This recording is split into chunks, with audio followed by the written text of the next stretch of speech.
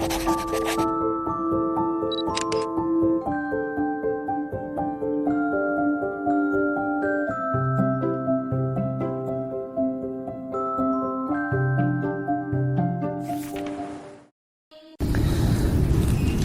manusia, bertakwalah kalian kepada Rabb kalian yang telah menciptakan kalian dari satu diri, dan darinya Allah menciptakan pasangannya, dan daripada keduanya Allah memperkembangbiakan laki-laki dan perempuan yang banyak. Dan bertakwalah kepada Allah yang dengan namanya kamu saling berbuat baik, dan peliharalah hubungan silaturahim. Sesungguhnya Allah selalu menjaga dan selalu mengawasi kalian.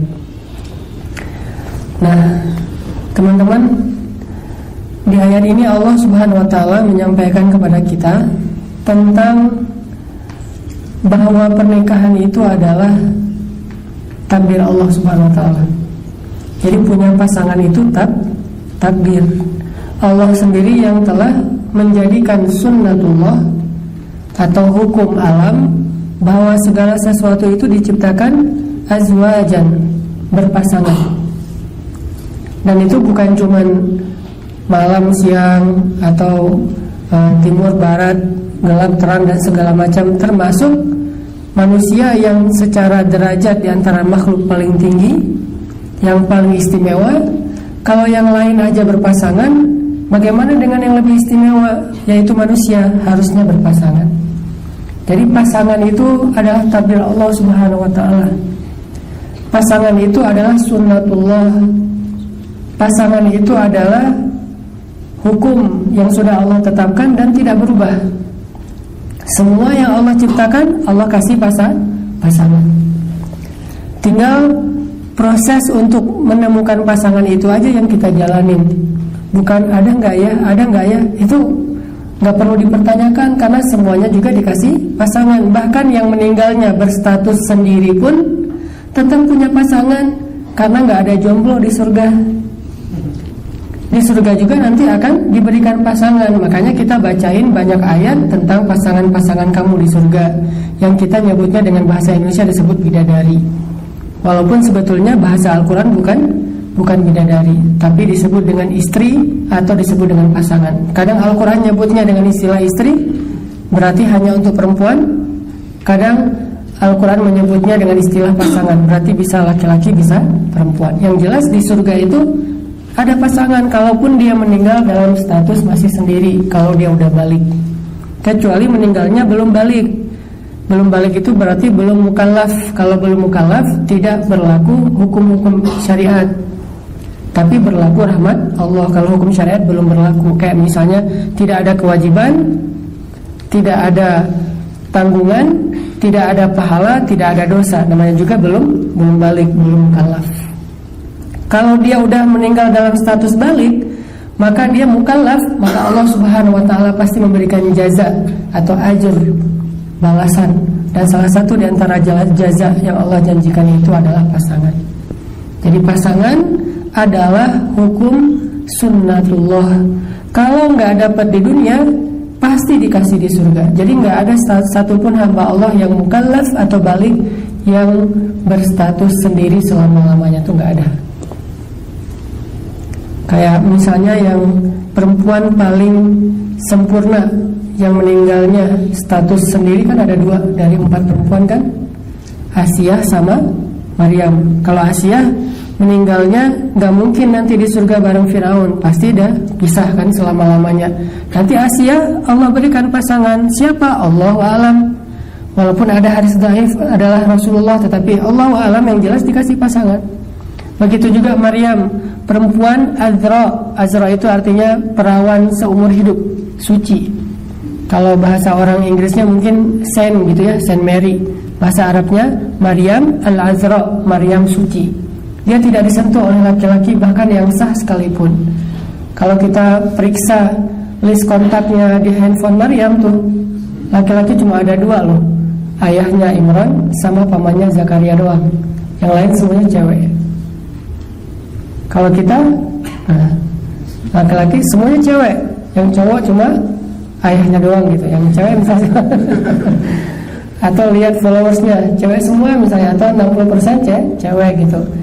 Sebaliknya juga gitu. Kalau Maryam, list kontaknya followers yang laki-laki cuma 2, ayahnya Imran sama pamannya Zakaria. Nanti kalaupun punya anak, tambah 1 followers yaitu Isa alaihissalam. Nah, Maryam aja yang meninggalnya sendiri, tetap nanti Allah Subhanahu wa taala berikan pasangan. Karena memiliki pasangan itu sudah sunnatullah, dan Allah tidak pernah menyelisih atau menyalahi sunnah yang Allah sendiri takdirkan. Sehingga di sini jadi kayak ada pesan moral bahwa saya tuh udah punya pasangan sebetulnya. Udah ditulis tuh di Lauhul Mahfuz, ditulis di dalam kitab takdir saya. Si fulan, kan kita dulu waktu saya atau teman-teman yang lain lah, dulu waktu sekolah kan suka nulis-nulis nama gitu kan, di dinding, di bangku, di kursi, atau di papan tulis. Tiba-tiba kalau kita masuk ke kelas duluan, teman-teman belum pada datang, nulis sendiri love siapa, Susi sama Susanto misalnya, Susanti, Susanto misalnya. Sampai saking kita senang nulis nama pasangan, ke Jabal Rahmah itu paling banyak nama Indonesia loh. Nama paling banyak saya periksa di Jabal Rahmah pasti Budi, Anto, pokoknya nama-nama Indonesia tuh. Jarang ada namanya Muhammad atau Yusuf gitu, jarang. Orang Arab nggak suka nulis di situ. Kalau kita banyak tuh pas naik ke Jabal Rahmah namanya Indonesia semua. Kita lebih suka menulis nama kita di Jabal Rahmah. Kalau orang Arab lebih suka menulis namanya di kartu undangan.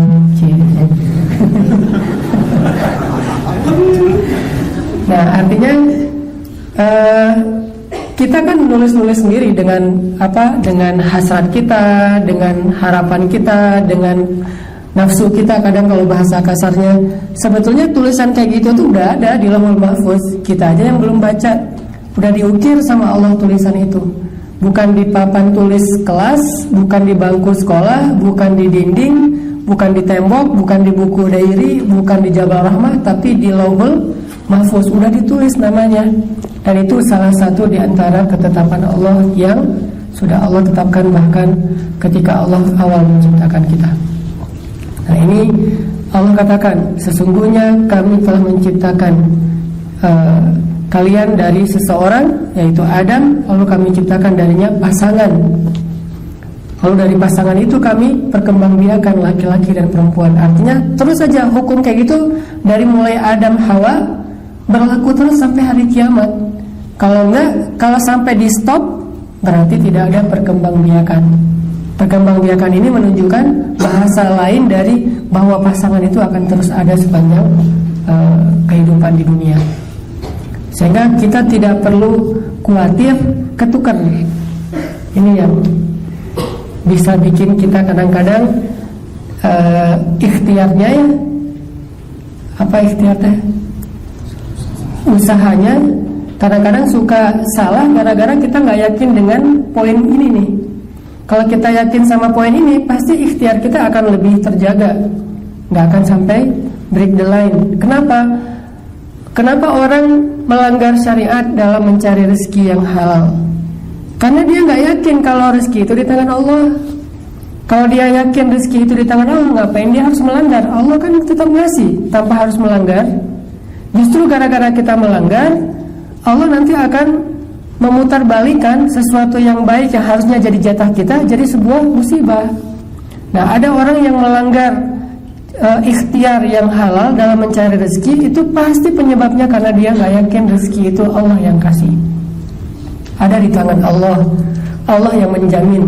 Makanya dia ketika ngerasa kayak nggak ada harapan, kayak banyak kesulitan, dia pun mencampakkan batasan-batasan agama Allah dan mencari sesuatu yang menurut logika dia akan bisa dia dapetin, walaupun itu melanggar. Begitu juga jodoh.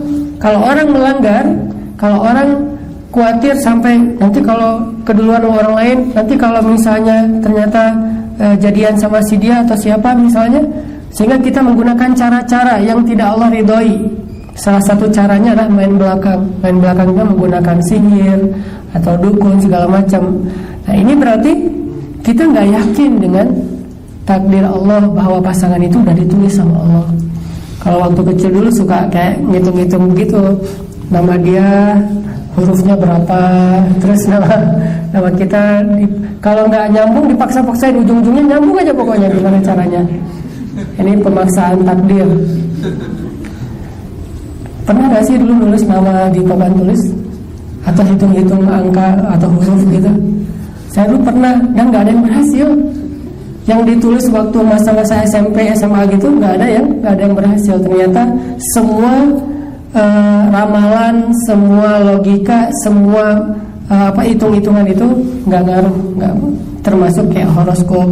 Kita, oh ini zodiak dia apa, dia sionya apa, terus apa baca setiap hari, setiap minggu. Oh minggu ini lo mending nggak usah datang ke rumah dia daripada ramai gitu.